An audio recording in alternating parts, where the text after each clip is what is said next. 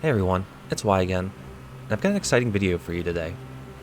If you haven't heard, the flight for Halo 3 on the PC has recently kicked off. And with it, Halo 3 has seen some Forge upgrades through what is known as Thorage. More specifically, the name Thorage refers to things such as increased piece count, more pieces, and a larger Forge budget. So with that in mind, I want to take a look at all the things that Thorage brings to the Halo 3 PC flight. Let's start things off with the new features. There's now a new specialized tool feature which allows you to both move and rotate Forge pieces in precise positions and angles. If this feature seems familiar, it's because it became a standard Forge feature for games that came after Halo 3. It's a great tool to get your Forge pieces exactly where you want them. And as you can see here, you get an option to move your objects by width, depth, and height. When it comes to rotating your objects, you have the options to rotate between the X, Y, and Z, or also known as the pitch, yaw, and roll. And for the final tool, that's at the bottom of the specialized tool menu, is the rotation snap. This causes any object that you edit to snap to the degree that you select. You can choose between off, 5, 15, 30, 45, and 90 degree snaps. By default, the rotational snap is set to off, and this is how it controls while off. This gives me free rotation of the object. But if I switch it over to 90 degree snap, you'll see that the object rotates at a 90 degree angle every time I rotate it.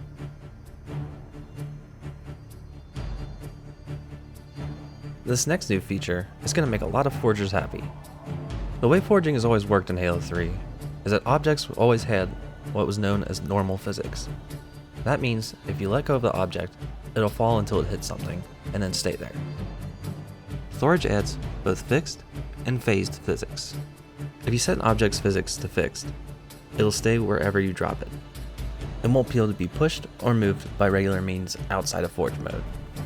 If you grab an object that has fixed physics and bump it into another object, it'll collide with the other object and not be able to pass through it. Now, an object with phased physics is going to act very similar to the fixed physics. If you let go of it, it's going to stay in place. Now, the difference between phase physics and fixed physics is when you try to bump a phase physics object into another object. Instead of colliding with that object, it'll phase right through it. Both players and vehicles both have collision physics on a phased object.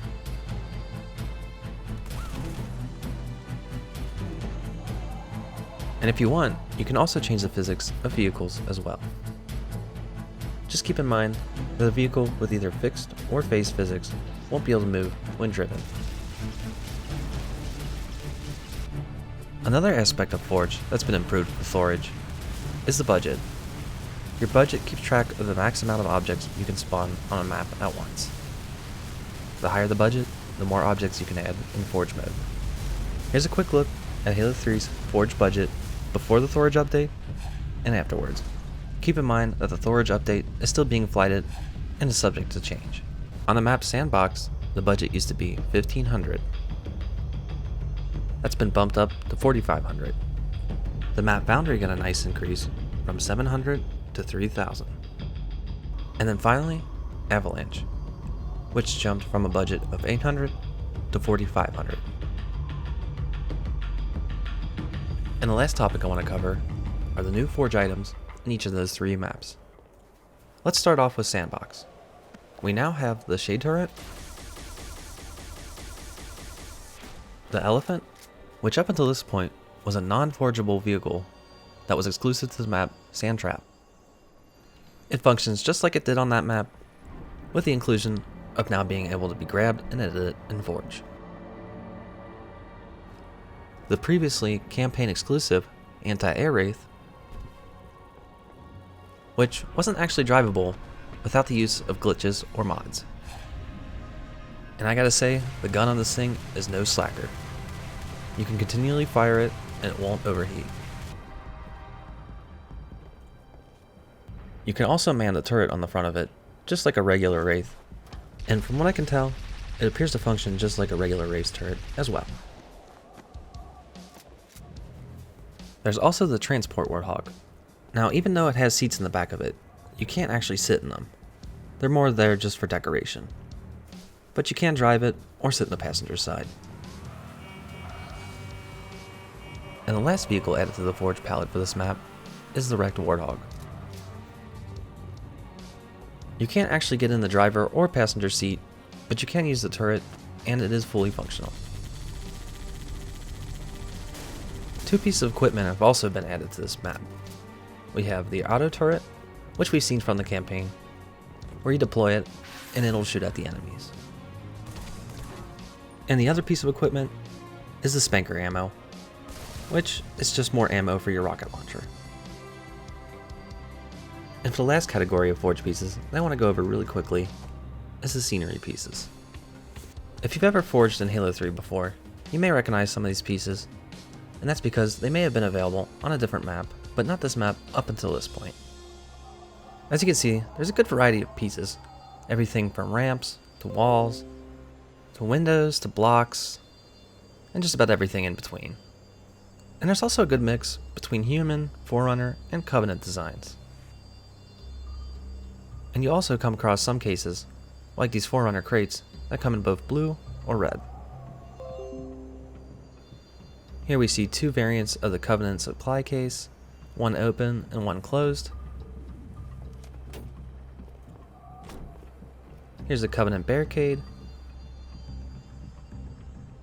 This piece is called the tube shield, in which the name implies is a shield that blocks both projectiles from your gun and your grenades.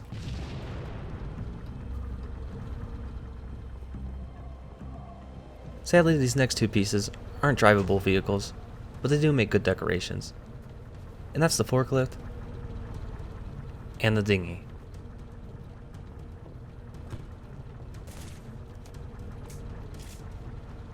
And the last few items on this map are the soccer ball, the Covenant ramp, and a few different variations of doors.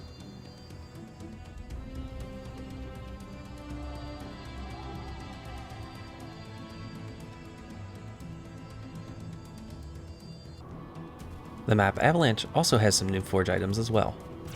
You can now spawn in the plasma rifle, which wasn't possible before. You'll notice some overlap with the objects that have been added to the maps, and that's just because they weren't available before, and now they are. They've added the vanilla variant of the Hornet, which shoots both machine gun and rockets. And just like Sandtrap, two pieces of equipment have been added to this map, and that's the auto turret and spanker ammo. Now, if I'm not mistaken, these next few pieces come from the map Foundry. We see a variety of boxes, both in sizes and open and closed. We see a fence box, fence wall, and a staircase. There's also a sign A, as well as a sign B.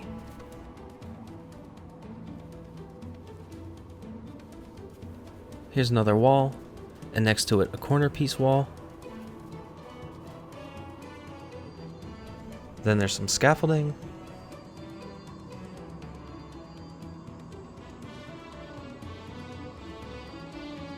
Two different sized wooden bridges.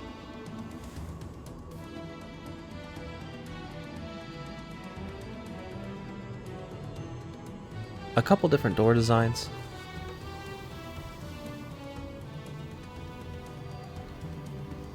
You've got both the blue and red Forerunner crates,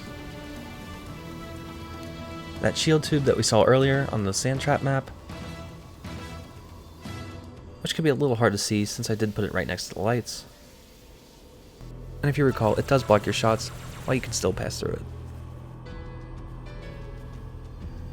We've got both the blue and red colored lights.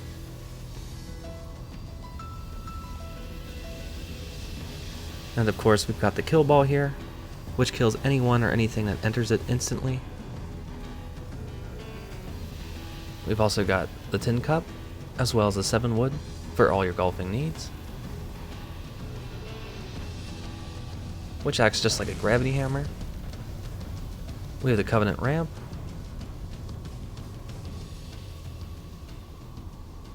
the roadblock, street cone, barricade,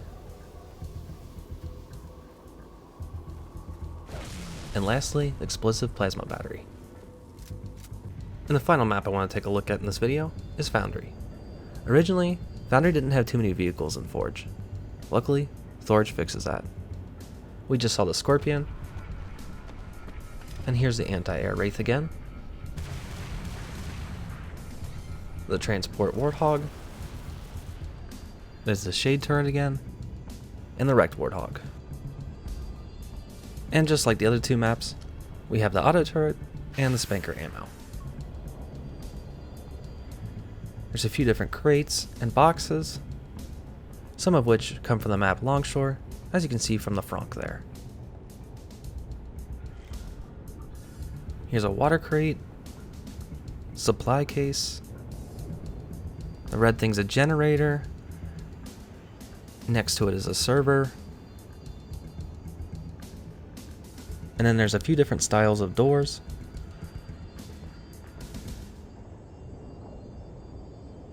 This little machine here is called the electric cart, and it is not drivable. Here's the dinghy again. Here's our golf supplies again, with the tin cup and the 7-wood, along with the golf ball.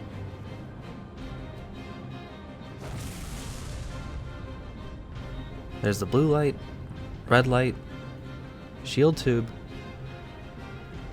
scaffolding, both bridge sizes, and that's a door, a barricade, a steel barrier, this thing called a block flat,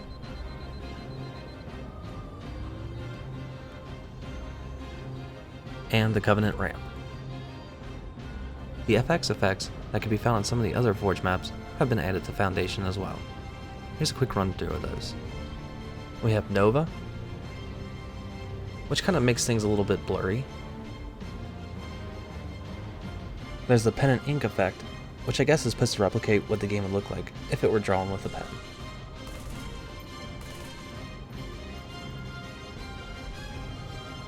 Then there's Old Timey, which gives off this kind of old movie film reel feel.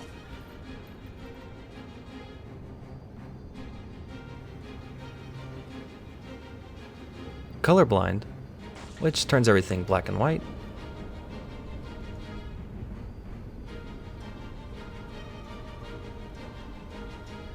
Gloomy, which drastically darkens everything. And then there's Juicy, which also darkens things, as well as increases the contrast of different colors. And there you have it, the Thorage updates to Halo 3 PC and the MCC flight. If you enjoyed the video, consider hitting that like button and subscribe to my channel for more content. Thanks for watching, and have a good one.